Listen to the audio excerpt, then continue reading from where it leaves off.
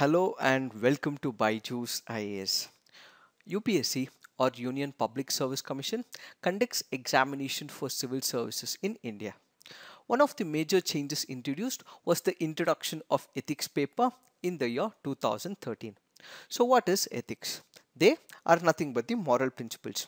It defines who you are, it defines who I am, and it defines what an individual is, how he thinks, and what decisions he makes in his personal life. So basically, ethics is nothing but it is a process of questioning. It is about discovering the inner self and defending all these values, principles, and purposes in one's life. It is also about finding who we are in our lives. It is also about staying true to these type of identities irrespective of the temptations, challenges, and uncertainty. One of the tools of ethics is the conscience. So what is this conscience? Conscience in general is about internal feeling. It is an assumption. It is the voice of the God or the voice of the heart.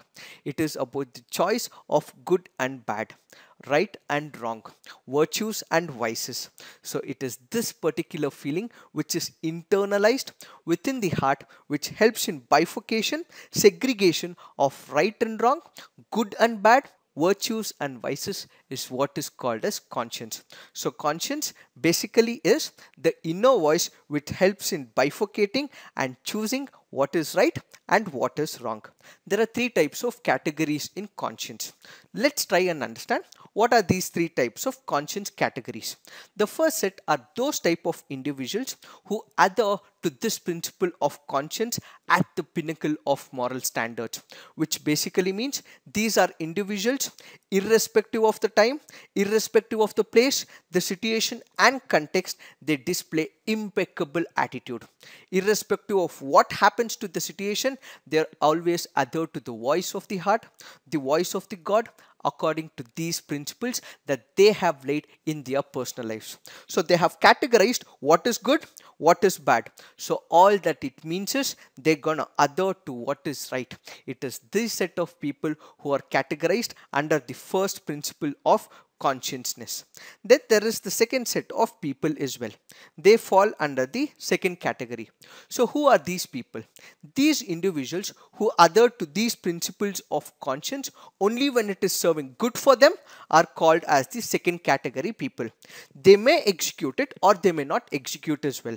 In case it is going out good for them, they may execute it, but in case it is turning out bad for them, they may not execute it. So based on their subjective interpretation, economic advantage, economic good on that particular premise, they're going to execute this particular issue, and they accept it only when it is favorable towards them. So all those individuals who subjectively execute it, such people fall under the second category. Then there are third type of people as well. Who are these people? They obviously know what is right and wrong, but it is those type of people who always execute the wrong ones. They know for the fact that there is voice of God, voice of the heart, which is asking them not to execute certain work which is against their moral precepts as well as concepts that they have classified. However, they execute it in a very bizarre and a wrongful way. So it is this three categorization that we have to understand when it comes to conscience. But why are we discussing this? What is the importance of this? According to Mahatma Gandhi, there is a higher court than courts of justice, and that is the court of conscience.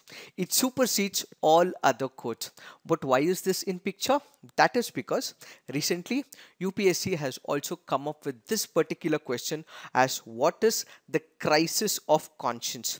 Let us try and understand this particular question with reference to ethics.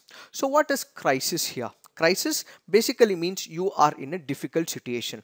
There are intense moments in your life and there is decisive point where you'll have to select whether you're going to execute that particular moral or not. So what is crisis of conscience? It basically means you have a clear vision. You have sorted things in your life. You have segregated and compartmentalized. So there is difference that you know of what is good and bad, the virtue and vices, the wrong as well as the right. But at the times of difficulty, there is an ethical dilemma. So you have the choice of whether you will have to execute whether it is right or wrong, but you choose an alternative that is the wrong against your own principles. So it is during this crisis of consciousness, what you execute is what is called as crisis of conscience. So you are sorted, you know what is good, you know what is bad, but at the times of crisis, at the times of difficulty, at the times of intense position, you choose what is wrong for the execution. Let me give you an example, an hypothetical one. You are posted as an IPS officer. You are posted in a Naxalite hit region as well. You have your forces, they have toiled day in and day out, they need some rest as well. So what do? You ask your troops to rest for some time and you keep a watch in this particular area. So since this is a Naxalite hit region, there would be one of the young minds, a juvenile, who comes to this particular region.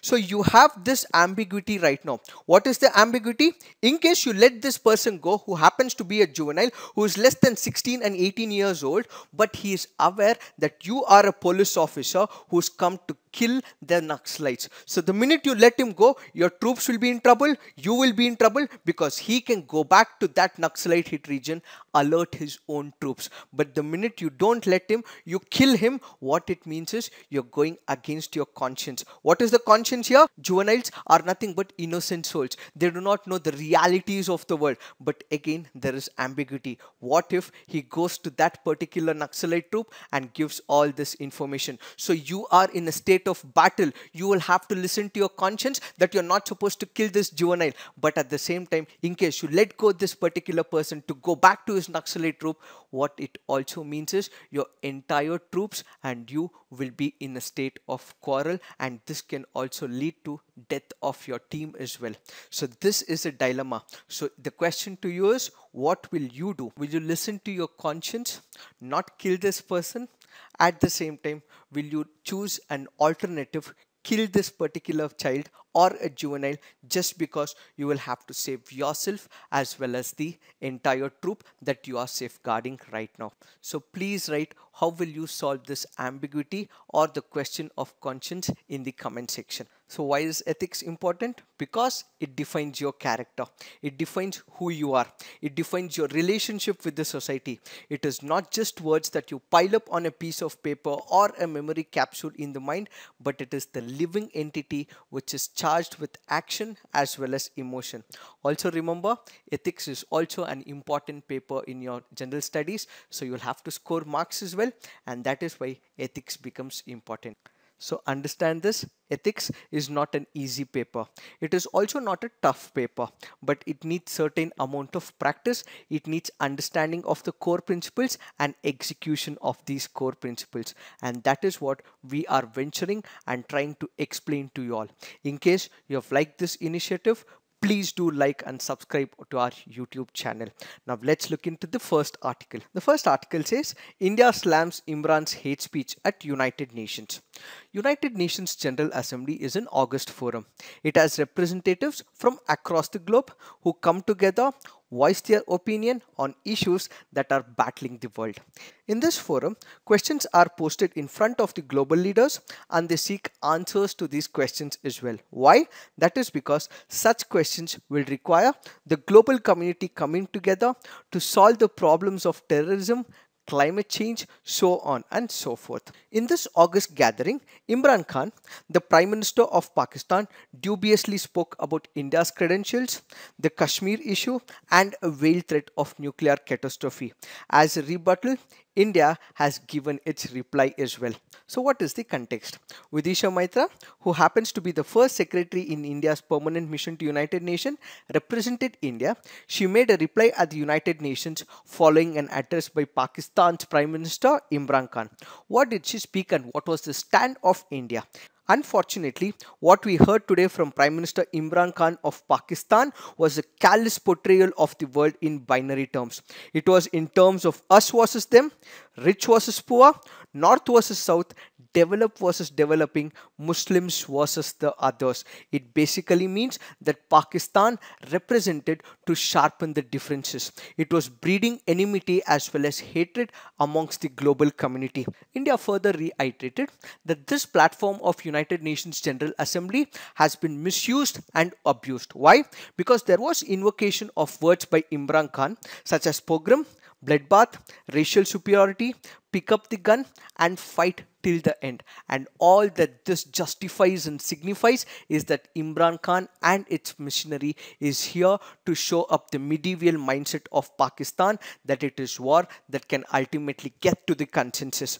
It also spoke about the nuclear catastrophe, and this ultimately qualifies as brinkmanship and not as statesmanship. Why? Because Pakistan as a country has monopolized terrorism. It has a supply chain of terrorists, and it is this country which is the breeding ground of organizations and individuals world over.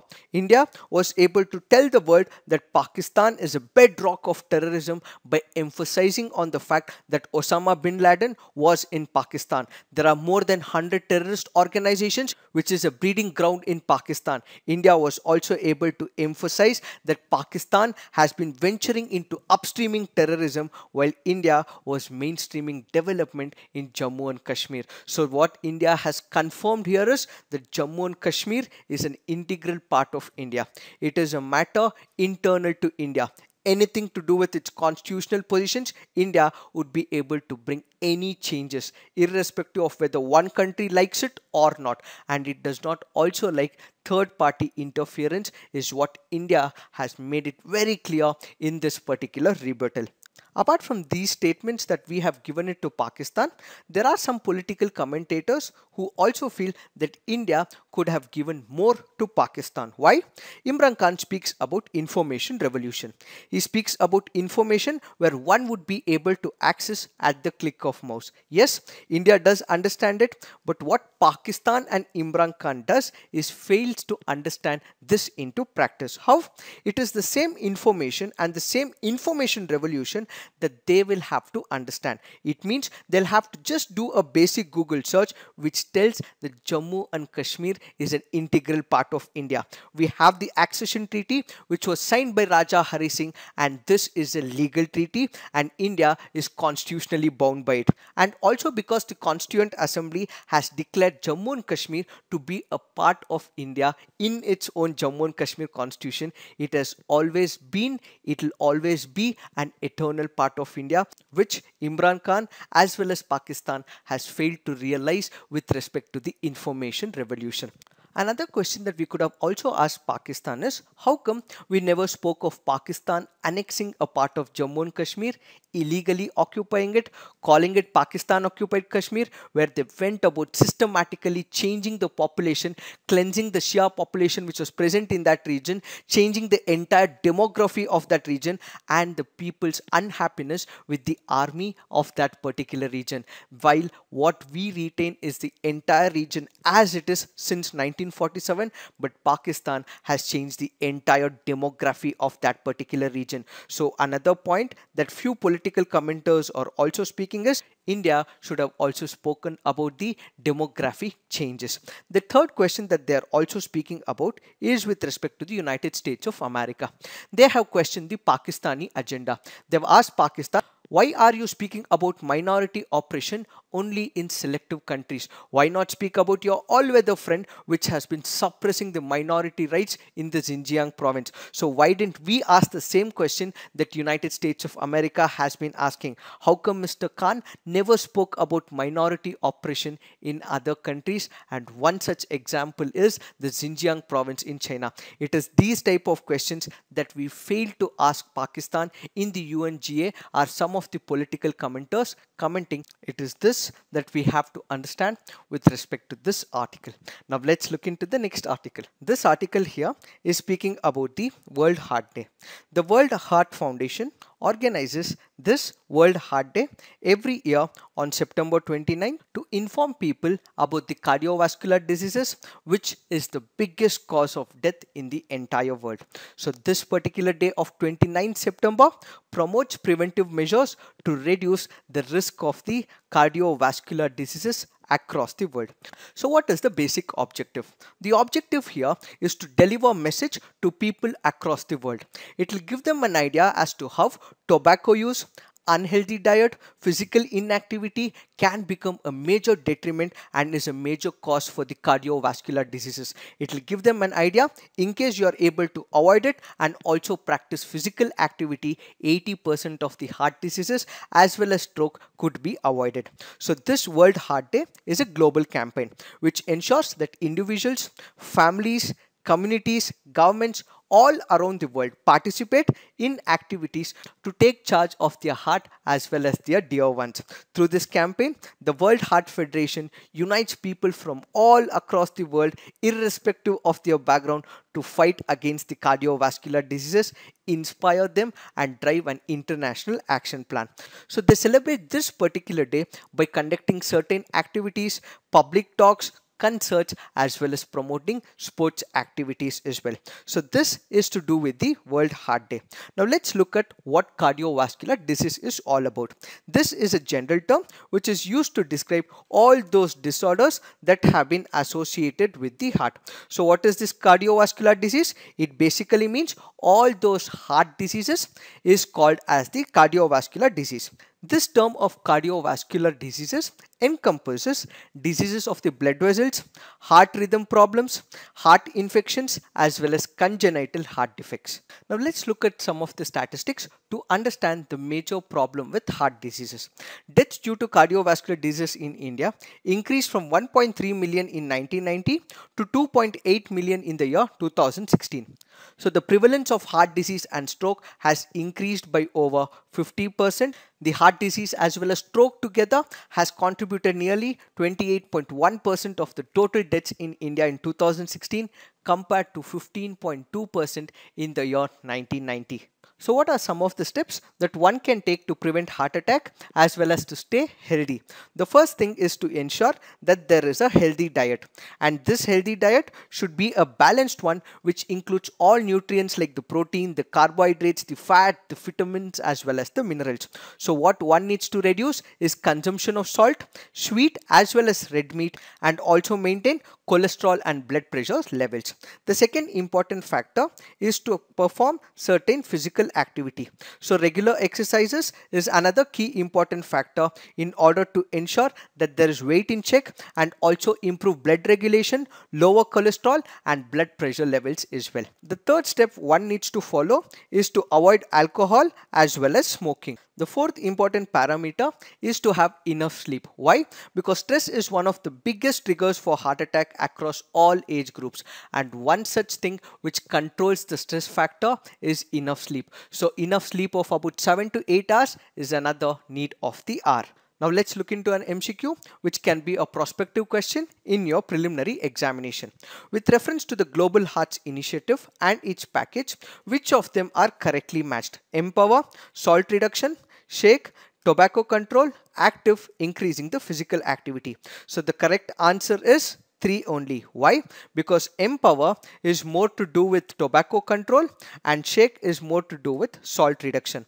So the point is, what is this Global Hearts Initiative? This is one of the strengthening protocols that was initiated by the World Health Organization along with the United States Center for Disease Control as well as Prevention. So basically what they want to ensure is to have healthy habits so that one can keep their hearts healthy. So it is this that we have to understand with respect to this article. Now let's look into the next article. This article here is speaking about INS Kanderi.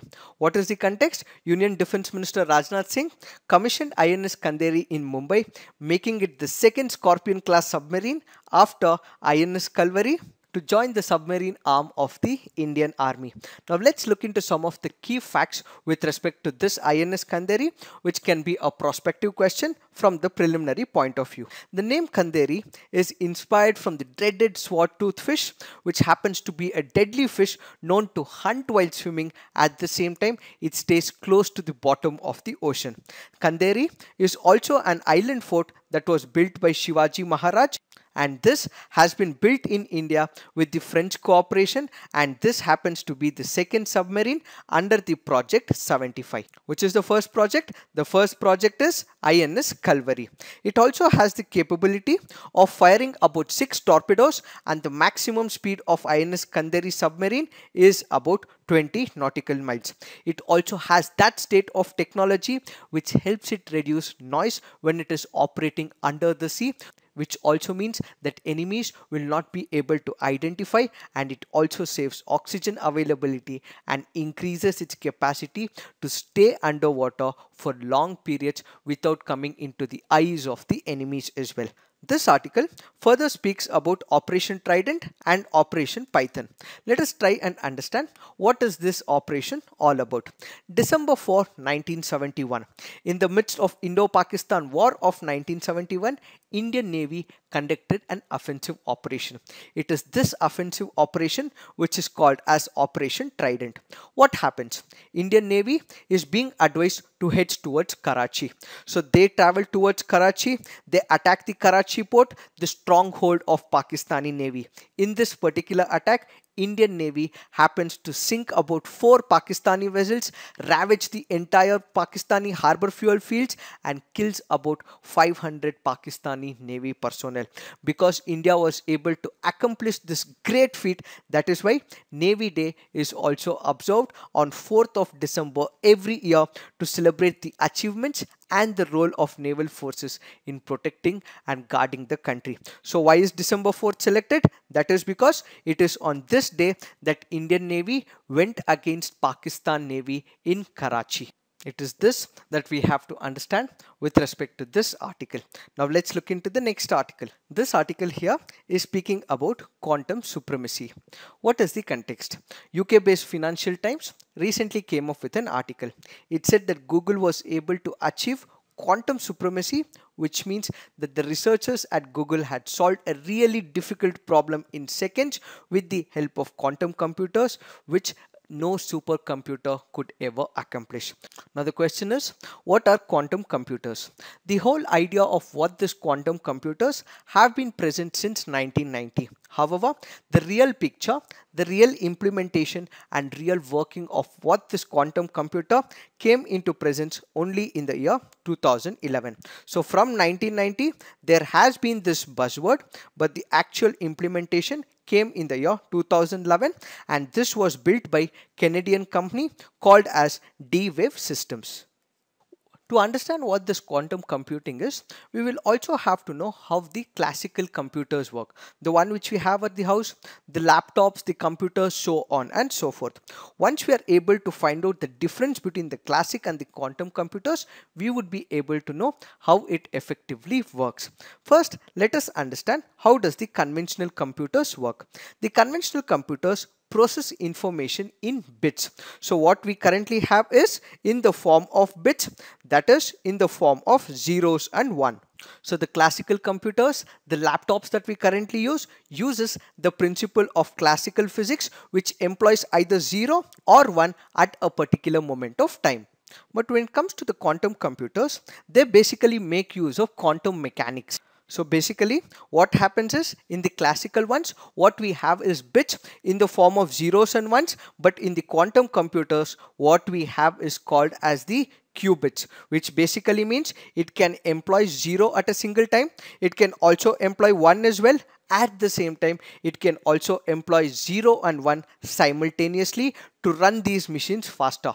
So this simultaneous use of 0 and 1 in the quantum computers is what is called as superposition. So when it comes to the conventional computing, the information processing is carried out by what is called as logic gates in the form of AND gate, NOT gate, OR gate, so on and so forth. And when it comes to the quantum computers, what we have is the quantum logic gates.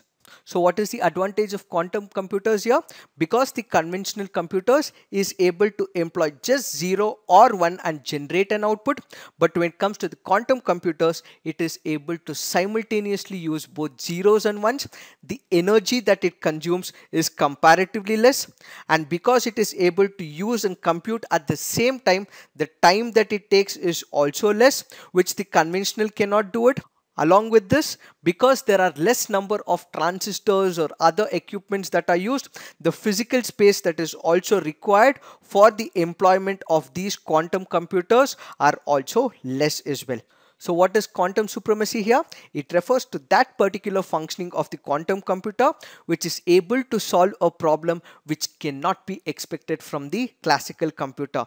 This basically relates the speed at which this particular computer, the quantum computer, is able to perform effectively and with accuracy. So the speed is what matters when it comes to the quantum supremacy, which cannot be done by these type of conventional computers. So the whole essence of quantum supremacy or quantum computer is the way that it is able to function efficiently and effectively with accuracy and with respect to the speed that it is able to perform. The conventional ones will not be able to perform with such speed and accuracy which the quantum computer is able to perform. Is this an important achievement? Yes, it is a very important achievement, but expecting these quantum computers to perform every activity of a supercomputer or a conventional computer is not happening. Why? Because this particular article draws a comparison of Ferrari as well as a truck. When it comes to speed and its execution, a Ferrari would be able to take a lead in comparison to a truck, but all those work that are performed by the truck, can it be performed by the Ferrari? No. So all those things that can be performed by the conventional computers as well as supercomputers is restricted to its domain. However, when it comes to these type of executions at a much faster pace, this is where the quantum computer takes a lead. However, going forward, in case we are able to have enough time, money as well as research and more, and customize all these problems and issues, come up with new type of reformations and identify the errors and rectify them, then these type of quantum computers would be able to match up to that of the supercomputers in other work zones as well. When it comes to India, is India working on this particular quantum computing? There are no quantum computers in India yet. However, in the year 2018, the Department of Science and Technology unveiled a program called as Quantum Enabled Science and Technology, which is committed to invest about 80 crore over the next 3 years to accelerate this particular research. So what this mission of Quest basically does is it wants to build this quantum computer in India within the next 1 decade. At the same time, the problems for India is to identify who these research experts are, identify them, train them, and then these trained individuals will also have to come up with this device. So identifying these type of experts is a major impediment for India going forward is what this article all about. Now let's look into some of the prelims practice questions. Consider the following statements. All dog varieties including Dhole can be treated as pet. An individual can have sand cat, fishing cat as pet. Which of the above statements are correct? The answer to this is none. Why? Let's look into the explanation. We can keep a dog but not wild dog. So according to the Wildlife Protection Act of 1972, a wild dog cannot be treated as pet. At the same time, when it comes to the cat, cats like sand cat, fishing cat, golden cat cannot be treated as pet as well. Now let's look into the next practice question. Batukama festival is celebrated in the state of Telangana. Why have we picked this up? Because there is an article which says Batukama gets off to a colorful start. What is this festival? The festival is known as Batukama in Telangana's floral festival, traditionally celebrated by women across the state. In Telugu, Batukama means Mother Goddess come alive. This year, this festival is celebrated as per Telugu version of Hindu calendar in the Bhadrapada Amavasya, also known as Mahalaya Amavasya, usually in September and October of the Gregorian calendar. The festival is celebrated for 9 days during Durga festival. Batukama is also followed by Bodema, which is a 7-day festival. Bodema festival marks the end of Varsha Ritu, whereas Batukama festival indicates the beginning of Sarad or Sharata Ritu. So kindly remember these key facts. Now let's look into the next practice question. Consider the following statements about transiting exoplanet survey satellite. It is in search of planets outside our solar system. It is operated by European Space Agency. Which of the following statements are correct? The answer to this is one only. Why? Because this is not operated by European Space Agency, but instead It is by NASA. Why have we picked this up? Because there is a reference with respect to this particular satellite. Kindly remember, an entire explanation of transiting exoplanet survey satellite has been explained on 7 July 2019 under the fourth topic at 18 minutes 54 seconds. So kindly look into it for the explanation. Now let's look into the next practice question. Which of the following falls completely under the Eastern Ghats? Kindly pay heed to this word, completely. Papikonda National Park, Kaudinya Wildlife Sanctuary, Satkosia Tiger Reserve, Simlipal Tiger Reserve and Annamalai Hills. The answer to this is 1, 2, 3 and 4 only. Why? Annamalai Hills does fall into this particular Eastern Ghats as well, because a pinch of it falls into it, but when it comes to the complete falling into Eastern Ghats, it is the first 4 national parks as well as the wildlife sanctuary. Because Annamalai is also part of Western, it cannot be taken as the complete answer. Why have we picked this article? Because there is a reference that has been made with respect to the Annamalai Hills. Now let's look into the next practice question. Which of the following phenomenon might have influenced the evolution of organisms? Continental drift, glacial cycles. Select the correct answer using the code given below. The answer to this is both 1 and 2. Now let's look into the mains practice question. What is meant by crisis of conscience? How does it manifest in public domain? We have discussed this, so please write all your answers on the comment section. The next question, explain the importance of quantum computing. How is it different from the classical computers? Again, please write all your answers on the comment section so that you guys can have a peer review and also come up with constructive criticism in case of any. This is it for today. Thank you for watching. All the best.